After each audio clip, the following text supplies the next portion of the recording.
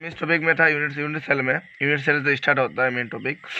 Unit cell क्या है? Unit cell का definition: unit cell is the smallest portion of crystal lattice which on repeating in different directions generate the entire lattice. Unit cell is the smallest portion of crystal lattice which on repeating in different directions generate the entire lattice. Okay, and unit cell is characterised by length, edges and angle of the edges. ठीक है, now I am going to classification of unit cell. Unit cell का types क्या, what are the types of unit cell? तो unit cell is mainly classified into two types: primitive unit cell, central unit cell। primitive unit cell, central unit cell। सो हम unit cell को तो category में भाग करते हैं: primitive unit cell and central unit cell. Primitive unit cell and central unit cell. Primitive unit cell क्या है? The unit cell in which atoms और ions are present only at the corners are called primitive unit cell. ठीक है, तो primitive unit cell is further classified into 7 types. 7 types क्या है? देखो, cubic है, cubic, tetragonal, orthorhombic, hexagonal, rhombohedral, monoclinic, triclinic. इधर से समझ जाओ, cubic, tetragonal, orthorhombic, hexagonal, rhombohedral और टेट्राटाइगोनल भी बोलते हैं इसको, monoclinic, triclinic. Cubic, tetragonal, orthorhombic, hexagonal, rhombotrigonal, monoclinic, triclinic, these are the 7 types of primitive unit cells। Okay, ये टेबल थोड़ा याद कर लो, आएगा नहीं तो फिर भी याद रहना चाहिए। क्यूबिक में क्या होता है? एक्सियल डिस्टेंसेस और एडजेंस सब इक्वल होता है, ए बी सी हर इक्वल लेंथ इक्वल होता है। एक्सियल लेंथ भी सब इक्वल होता है और परपेंडिकुलर किसके साथ? अल्फा, बीटा, गामा, हर एक्सिस का जो एंगल है वो 90 डिग्री होना चाहिए। तो ये क्या हो जाएगा? क्यूबिक। टेट्रागोनल में दो साइड इक्वल होता है लेकिन तीसरा साइड अनइक्वल होता है इसलिए, और जिसका जो एक्सियल एंगल है वो सब इक्वल होकर 90 डिग्री है। एग्जाम्पल वाट इन SNO2 TI2। ऑटोम्बिक में क्या है? ऑटोम्बिक में हर एक्सिस अनइक्वल होगा लेकिन एक्सियल एंगल इक्वल होगा। हेक्सागोनल में भी क्या है? दो साइड इक्वल होगा, तीसरा साइड अनइक्वल होगा। जो कि हेक्सागोनल है इसलिए अल्फा बीटा 90 डिग्री होता है और गामा एंगल 120 डिग्री होगा। ठीक है, रोमोहेड्रल और ट्राइगोनल में क्या है? सब साइड इक्वल होगा लेकिन एक्सियल एंगल क्या हो जाएगा? अल्फा बीटा गामा इक्वल होगा लेकिन 90 डिग्री का इक्वल नहीं होगा, या अनइक्वल होगा। मोनोक्लिनिक में हर साइड अनइक्वल होगा लेकिन एंगल जो है अल्फा और गामा 90 डिग्री लेकिन बीटा 90 डिग्री नहीं होता है। ये है तुम्हारा मोनोक्लिनिक। ट्रिक्लिनिक सबसे आसान है, इसमें क्या है? सब all sides are unequal and also axial angles are also unequal. This is triclinic। ठीक है, तो ये primitive unit cells are of 7 types: cubic, tetragonal, orthorhombic, hexagonal, rhombohedral, monoclinic, triclinic. End centre unit cell main part है हमारा। Centre unit cell थोड़ा important है। Centre unit cell में 3 parts होता है, जैसे कि body, face end end. Body centre unit cell, face centre unit cell end centre unit cell. Okay, body. So center unit cell is of 3 types: body center unit cell, face center unit cell and end center unit cell। body center unit cell, face center unit cell, end center unit cell। okay, now see इसका definition लिखते हैं पहले। What do you mean by primitive unit cell? अगर ये आया what do you mean by primitive unit cell? So unit cell in which atoms और ions are present only at the corners. अगर हर एक कॉर्नर में एटॉम्स और ions present होता है कॉर्नर में तो ये क्या हो जाएगा? Primitive unit cell. तो इसका डेफिनेशन क्या होगा? What do you mean by primitive unit cell? कुछ नहीं, अगर एटॉम्स और आयन्स कॉर्नर में होता है, कॉर्नर में प्रेजेंट होता है तो इसको बोला जाएगा primitive unit cell. The unit cell in which atoms और ions are present only at the corners are called primitive unit cell. There are 7 types of primitive unit cell. 7 primitive cell explain 7 crystal system. Okay, next बात करते हैं centre unit cell. Centre unit cell क्या है? किसी भी centre unit cell के centre में अगर एटॉम्स और आयन्स कॉर्नर में भी हो या बॉडी फेस सेंटर में भी हो तो ये हो जाए सेंटर यूनिट सेल। ठीक है, सिर्फ केवल खाली सेंटर में नहीं होगा, ये बॉडी सेंटर फेस में भी हो सकता है, ये centre unit cell. Okay, so centre unit cell में क्या है? In centre unit cell atoms और ions are present in the corners as well as in body और face centre, not only in corners but as well as in body और face centre. This is not a centre unit cell. Again I am saying, in centre unit cell atoms और ions are present in the corners as well as in body और face centre. Now centre unit cell is basically classified into 3 types: body center unit cell, body, face or end। body center unit cell, face center unit cell and center unit cell। now see, so these are of 3 types: body center unit cell। see what happen in body center unit cell, atoms are present at the corner। ये तो corner में होगा ही होगा, body हो, face हो, and हो, corner में तो पहले लाई करेगा जो कि बॉडी है and body centre. In body centre unit cell atoms are present in the corners and body centre. In face centre unit cell also, in face centre unit cell atoms are present at the corners and each of the face centre. लेकिन end centre unit cell में वही होगा, in end centre unit cell atoms are present at the corners लेकिन different किया है, and two opposite face centre, and two opposite, ये opposite सब बताया जाएगा, and two opposite face centre in end centre unit cell, in end centre unit cell atoms are present at the corners and two opposite face centre, and two opposite face. Next हमारा main topic इधर से start होगा, calculation of the number of atoms. कैसा calculation करना है देखो, इससे पहले हमें कॉन्ट्रीब्यूशन जानना पड़ेगा, और यह हमेशा याद रखो कि नंबर ऑफ कॉर्नर्स कितना होता है 1, नंबर ऑफ कॉर्नर्स होता है 8।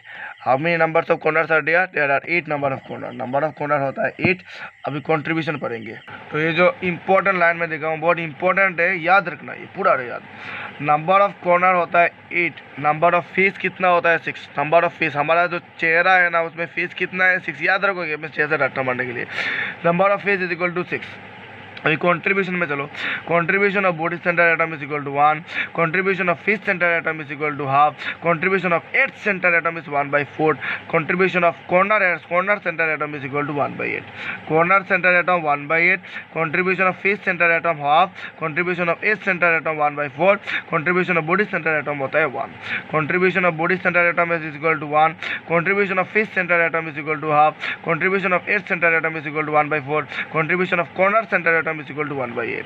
ओके, नंबर ऑफ कॉर्नर होता है 8, नंबर ऑफ फेस होता है 6, याद रखो। तो एग्जाम में क्वेश्चन पूछेगा इसके टॉपिक में, तो ऐसा पूछेगा, calculate the number of atoms. हमें नंबर ऑफ एटम्स निकालना है per unit cells present in simple, मतलब simple unit cell, FCC, BCC unit cell. How to do, so calculate number of atom per unit present in simple, पहले simple करते हैं। So therefore number of atoms in simple cubic cell is equal to number of corners, ठीक है, number of corners होता है CORNERS, number of corners into CONTRIBUTION, contribution of the corner atom, CORNER corner atom, contribution of the corner atom. ये formula है simple unit के लिए, क्या होगा, नंबर ऑफ एटम अगर निकालना है सिंपल क्यूबिक तो is equal to number of corner into contribution of corner atom. Number of corner होता है 8 into contribution of corner atom कितना है 1/8, तो 8 cancel is equal to 1, so therefore number of atom in a simple cubic cell is equal to 1, so therefore we can write simple unit cell के लिए यानी का value क्या होता है 1। Okay, number of atom is equal. Next, number of atoms in body centre unit atom, इसमें भी वही है, नंबर फॉर्मूला क्या होगा, number of CORNER, number of corners into contribution of corner CORNER corner atoms. अच्छा, बॉडी सेंटर में क्या होगा, एक एडिशन पार्ट होगा, क्या, number of body centre atom, number of body centred CNTR centre atom ना, ये इसका क्या होगा, number of body centre atom 8 होगा। तो नंबर ऑफ कॉर्नर कितना 8 into number contribution of corner atom क्या होता है 1/8 plus number of body centre atom. ये देखो number of body centre atom क्या होता है 1, तो 1 cancel is 1 plus 1 is equal to 2, ठीक है।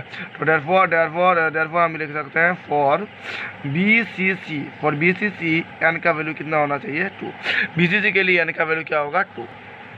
Now number of atoms in face centre atom, face centre atom के लिए क्या होगा, वही formula, number of CORNER, number of corners into contribution, contribution of CORNER corner atom.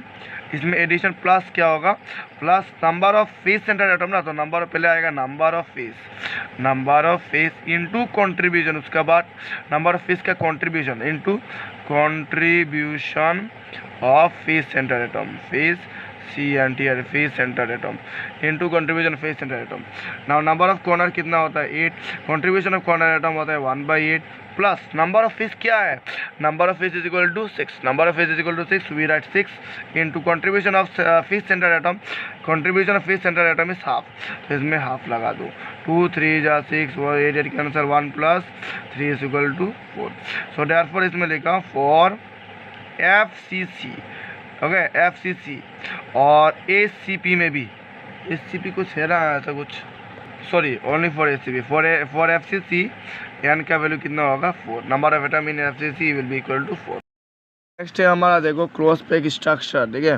Cross pack structure में इतना important नहीं, एग्जाम में नहीं आता है, फिर भी इस 1 डायमेंशन पहले में देखते हैं। 1 डायमेंशन में लीनियर होता है ना, अगर मैंने किसी भी पॉइंट को अगर मैंने सेट कर दूँ तो कोऑर्डिनेशन नंबर इसके सामने, इसके लिए ये पॉइंट को सेट कर दिया, तो इसके लिए सबसे सामने वाला कौन, ये तो 1 2 3 इसमें 2 आ रहा है ना, तो इसलिए इसका कोऑर्डिनेशन नंबर कितना होगा 2, क्योंकि ये जो इससे सामने है, ये जो सेट कर रहा है ना, ये 2 सामने है, तो coordination number is equal to 2। Two dimensional में अगर देखा जाए, अगर मैं ऐसा गोला गोला लेके लिखता हूँ, ठीक है, पार्टिकल लिखता हूँ, स्क्वायर क्रॉस पैकिंग करता हूँ और किसी भी एक पॉइंट को मैंने सेट कर दिया, तो इसके लिए करीब वाला सर्कल का सेंटर कौन है? 1 2 3 4 टू है ना, तो इसलिए कोऑर्डिनेशन नंबर कितना हो जाएगा? 4। इसमें देखो, इसमें एक सर्कल लिया, इसको सेट कर दिया, इसके लिए कोऑर्डिनेशन नंबर कितना होगा? 2 डायमेंशन में 1 2 3 4 5 6 हो जाएगा, ठीक है। तो इसमें कोऑर्डिनेशन नंबर हो जाएगा 6। 2D में 3D में क्या होगा? Close pack structure in 3D dimension from 2D square close picture. 3D dimension में क्लोज पैक स्ट्रक्चर कैसा होगा? एक क्यूब बनाओ, क्यूब में जहाँ कोना कोना दिख रहा है ना, उसमें एक सर्कल बना दो। इसमें कोना को जहाँ पे कोना दिख रहा है उसमें क्या बनाना है? Circle. So in this arrangement the layers of this sphere is placed exactly over one another. एक करीब से मतलब ऐसा जिसमें जहाँ सा सेंटर है उसमें एक स्फीयर बनाया गया। अरेंजमेंट ऑफ द लेयर, ये जो अरेंजमेंट किया गया वो ए टाइप का है, तो इसलिए A type. Okay, unit cell जो है क्लोज पैक स्ट्रक्चर में यूनिट सेल होता है सिंपल क्यूबिक, ठीक है। Unit cell close pack structure का यूनिट सेल होता है सिंपल क्यूबिक, इसलिए कोऑर्डिनेशन नंबर कितना हो जाएगा? अगर मैं इसको सेट कर दिया तो 1 2 3 4 5 6। अगर इस मिडिल पॉइंट को मैंने सेट कर दिया ना, ये अगर मैंने इसको सेट कर दिया तो इसके अलावा कितना सर्कल है? 1 2 3 4 5 6। तो इसलिए coordination number in 3D dimension भी कोऑर्डिनेशन नंबर कितना हो जाएगा? 6। Packing efficiency of close pack structure होता है 52.4%, ये याद रखो। Packing efficiency of close pack structure is 52.4%। Okay, तो close pack structure in 3D from 2 डायएक्सोनल, ये नहीं थे। नेक्स्ट है हमारा hexagonal close pack structure, HCP बोलते हैं इसको, ठीक है, HCP. In this arrangement second layer of the atom is place over the depression created by the first layer and the third layer is place over the tetrahedral word. मतलब किसी भी circle draw किया उसके ऊपर में ये मतलब ऐसा बनाया ना, 1 2 3 स्क्वायर बनाया, तो एक सर्कल बनाया इससे ऊपर, जहाँ मतलब ये और 3 को कनेक्ट कर सकता है, ये को मतलब पकड़ रहा है ना, तो इस ये 3 सर्कल के लिए ये पकड़ रहा है, ये 3 सर्कल के लिए ये पकड़ रहा है, ये 3 सर्कल के लिए ये पकड़ रहा है, ठीक है। ऐसा करते हुए मैंने ड्रॉ किया। तो इसमें लेटिस जो यूज़ किया है मैंने वो एचसीपी, क्योंकि हेक्सागोनल को एचसीपी। यूनिट सेल क्या होगा? हेक्सागोनल। कोऑर्डिनेशन नंबर के लिए बात करें तो इसमें कोऑर्डिनेशन नंबर कितना होता है? याद रख दो, ये एचसीपी में कोऑर्डिनेशन नंबर होता है 12, ठीक है। एचसीपी एफसीसी में कोऑर्डिनेशन नंबर कितना होता है? 12। अरेंजमेंट और लेयर जो है वो ए बी टाइप का है, ए बी टाइप का है। पैकिंग इफिशिएंसी ऑफ एचसीपी का जो पैकिंग इफिशिएंसी है वो 74%। क्लोज पैक स्ट्रक्चर में पैकिंग इफिशिएंसी कितना था? 52.4%। 52.4% सबसे कम क्लोज पैक स्ट्रक्चर में होता है पैकिंग इफिशिएंसी, सबसे ज़्यादा होता है हेक्सागोनल एचसीपी में होता है पैकिंग इफिशिएंसी 74%। ये याद रखो, एग्जाम में कभी बार पूछ जाता है कि किस में परसेंटेज मतलब पैकिंग इफिशिएंसी ज़्यादा होता है। तो आंसर क्यूबिक क्लोज सीसीपी में भी एचसीपी, दोनों में से कोई सी भी एक का उत्तर है। इंडिस arrangement second layer, lattice general भी सीसीपी, यूनिट सेल एफसीसी। इसको अगर लेटिस सीसीपी होता है तो इसके यूनिट सेल क्या हो जाएगा? FCC, face centre cubic. Coordination number क्या होता है? सेम एसीबी जैसे का 12। Arrangement of layer ABC type होता है। पैकिंग इफिशिएंसी भी वही सेम 74%, ठीक है। Tetrahedral and octahedral word. Tetrahedral का मतलब, टेट्रा का मतलब क्या है? 4। ऑक्टाहेड्रल इसका मतलब 8 नहीं है। ऑक्टाहेड्रल वर्ड्स का मतलब है 6 2। कैसे देखो, और इसका डेफिनेशन क्या है टेट्राहेड्रल एंड ऑक्टाहेड्रल वर्ड्स का? In a close pack structure the void which is surrounded by 4 spheres is called tetrahedral void and the void which is surrounded by 6 spheres is called octahedral void. tetrahedral words का मतलब है कि in a close packed structure the void which is surrounded by 4 spheres, 4 spheres होना चाहिए, 1 2 3 लगा होना चाहिए। उसके बाद एक मिडल में भी ऐसा बना दो 4, ठीक है, 1 2 3 4 उसको हो गया। उसके बाद एक वर्ड लगा दो ऐसा करके, ठीक है। ये वर्ड क्या हो जाएगा? इस non S tetra HEDR tetrahedral words, ठीक है। इसमें 1 2 3 4 टू स्फीयर है, ठीक है, दिखते 4 स्फीयर है, उसमें से मैंने एक वर्ड लगा दिया तो ये क्या हो जाएगा? Tetrahedral void. So in a close pack structure the void which is surrounded by 4 sphere is known as tetrahedral void. Octahedral voids क्या होगा? ऑक्टाहेड्रल वर्ड्स में in and the void which is surrounded by 6 sphere is called octahedral void. यानी कि इसमें क्या होगा? वही 1 2 3, हाँ, अभी इसमें एक मान लो ये 4, ये 5, ये 6, ऐसा हो रहा है ना। तो इसमें देखो, ये पॉइंट को अगर मैं ट्रायंगल बनाऊं, दूसरा पॉइंट को अगर ये जोड़ूं, तो क्या हो चुका है, ये OCTA octa HEDRL octahedral void, ठीक है। इसमें दिखाया क्या जा रहा है, इसमें 6 स्फीयर है, ठीक है, भीतर में भी 6, ऊपर में भी 6, और ऊपर में 3, इसमें 3, इसमें 6 और the void which is surrounded by 6 sphere is known as octahedral void. कुछ नहीं, अभी जो मैं इसमें बॉक्स में लिख रहा हूँ उसको ध्यान से सुनना। टोटल नंबर ऑफ वॉइड कितना होता है, 3n, ठीक है, thrice n. Total number of void is equal to 3n। कैसे है ये वर्ड इंपॉर्टेंट है, ये एग्जाम में बहुत आता है। देखो नंबर ऑफ या कैलकुलेशन में यूज़ होगा इसमें। नंबर ऑफ टेट्राहेड्रल वॉइस होता है twice N, number of octahedral होता है N, total number of voids होता है ट्राइस एन, ठीक है। If N be the number of atom in CCP and HCP structure, the number of tetrahedral void कितना होता है, ट्वाइस एन। देखो अगर एन का वैल्यू 1 होता है तो 2 1 जा 2, अगर एन का वैल्यू 2 होता है तो 2 जा 4, ओके, तो टेट्राहेड्रल ही आ रहा है ना। अगर ऑक्टाहेड्रल वर्ड होगा ऑक्टाहेड्रल एन, क्योंकि अगर एन का वैल्यू 6 होता है और तो एन का वैल्यू अगर इसमें 3 होता है तो 2 3 6, मतलब ऑक्टाहेड्रल वर्ड कितना होगा, 6 ना। तो number of octahedral void is equal to N, number of tetrahedral void is equal to twice N, total number of void is equal to thrice N, okay. Tetrahedral का मतलब number of voids in tetrahedral कितना होगा, 2n, नंबर ऑफ octahedral word is equal to 10, now total number of word is equal to 3। याद रखना। Next topic is our packing efficiency which is very important, इसका formula भी होता है, ये याद रखना। पैकिंग एफिशिएंसी की definition, what is mean by packing efficiency, it is the number of total space filled by the particles, sorry number नहीं होगा, it is the percentage of total space filled by the particles. So packing efficiency, what is packing efficiency? It is the percentage of total space filled by the particles. Packing efficiency is equal to volume of the atom divided by volume of the particles। ये तो नहीं चाहिए।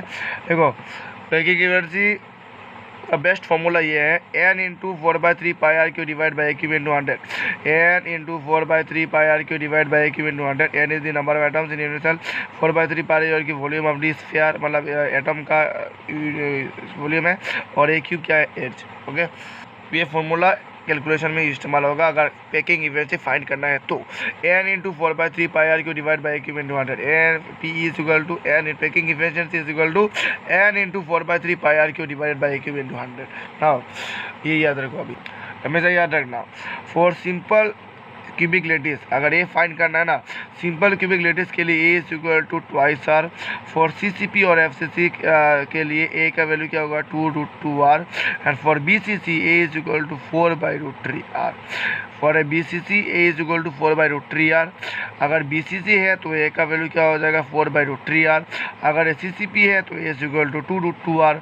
For अगर simple cubic है तो a is equal to twice r. A is equal, ये याद रखना पैकिंग एफिशिएंसी में क्या है, simple in simple cubic lattice a is equal to twice r, packing efficiency is equal to 52.4%। In CCP packing a is equal to 2√2r, packing efficiency कितना होता है, 74%। HCP और FCC में दोनों में ही पैकिंग एफिशिएंसी कितना होता है, 74%। In BCC packing efficiency is equal to 68% and A is equal to 4/√3r, ठीक है। BCC में ए का वैल्यू एच क्या होगा, a is equal to 4/√3r and packing efficiency is equal to 68%। In BCC packing efficiency is equal to 68%, याद रखो। So in simple cubic lattice packing efficiency 52.4%, CCP FCC packing efficiency 74%, in BCC packing efficiency is equal to 68%। Next बात है density. Density कुछ नहीं, density का definition नहीं पूछा जाएगा, पहले डेंसिटी का फॉर्मूला याद रखो, D is equal to ZM divide by cube into N है। डेंसिटी क्या है, density of a crystal is equal to density of unit cell. Density of a crystal बोले तो D is equal to ZM divide by cube into N है, where Z is the number of atoms, M is the atomic mass, A cube is the edge of the unit cell and A is the Avogadro number, okay. ऐसा question आया था सब में कि show that D is equal to ZM divide by cube into N है, where D is equal to density. ये prove करने का, इसका एक्सप्रेशन करने को दिया था 2011 में। तो क्या होगा, देखो एक क्यूब कंसीडर करो जिसका जो लेंथ है सब a, सब इसका लेंथ क्या है a, तो we consider let the edge edge of the unit cell UNIT unit cell, edge of the unit cell क्या हो जाएगा a, edge of the unit cell हर कोई का जो लेंथ है एड्स है वो है a, ठीक है। अच्छा, तो देयरफॉर वॉल्यूम कितना होगा इसका, volume of the unit cell, volume of the unit cell कितना हो जाएगा, a का क्यूब। वॉल्यूम क्या होता है, a का क्यूब होता है कि नहीं, यहाँ। तो देयरफॉर वी नो, हमें पता है क्या, we know that density DENSIT व density is equal to mass per volume, VOLUM, density is equal mass per volume है। तो फिजिक्स में इसमें क्या है, वॉल्यूम थिक रहेगा, डेंसिटी क्या हो जाएगा, D is equal to m by v, where m is the mass of the unit cell, mass of the unit cell. अगर m mass of the unit cell होता है तो therefore we know that mass of unit cell, mass of unit cell का value क्या है, mass of unit cell is equal to, formula क्या है, number of atom into divide into mass of each atom, number of atoms in unit cell into mass of each atom, number of atoms into mass of each atom। तो number of atoms कितना होता है, इसको number of atom को बोलते हैं Z into atomic mass of each atom, इसको बोला जाता है small m। where we also know that mass of each atom का मास क्या होता है, इसका फॉर्मूला क्या है, atomic mass divide by ATO, AMI से एटॉमिक मास, जो कि capital M, atomic mass divide by molar माने Avogadro number, GADRO Avogadro number, इसको बोलता है Na ना। तो स्मॉल m का वैल्यू क्या हो जाएगा, m divide by Na। So therefore mass of unit cell m is equal to क्या हो जाएगा, Z इंटू m के जगह में क्या लिखना है, n divide by m divide by Na, ठीक है। अभी पुट कर दो, तो therefore D is equal to mass के जगह में पुट करो Z into m divide by Na divide by V क्या है, वॉल्यूम का जो यूनिट सेल कितना है, volume is equal to A cube, तो A क्यूब पुट कर दो, तो देयरफॉर डेंसिटी जो है D is equal to Zm divide by A cube, Na नीचे आ जाएगा Na, so therefore D is equal to Zm divide by A cube into Na proof. तो डेंसिटी के रेस्पेक्ट में और पैकिंग एनर्जी में बहुत ज़्यादा न्यूमेरिकल एग्जाम में आता है 1-2 मार्क के लिए, ठीक है। Density is equal to Zm divide by A cube into Na। Next we to use numericals after this today.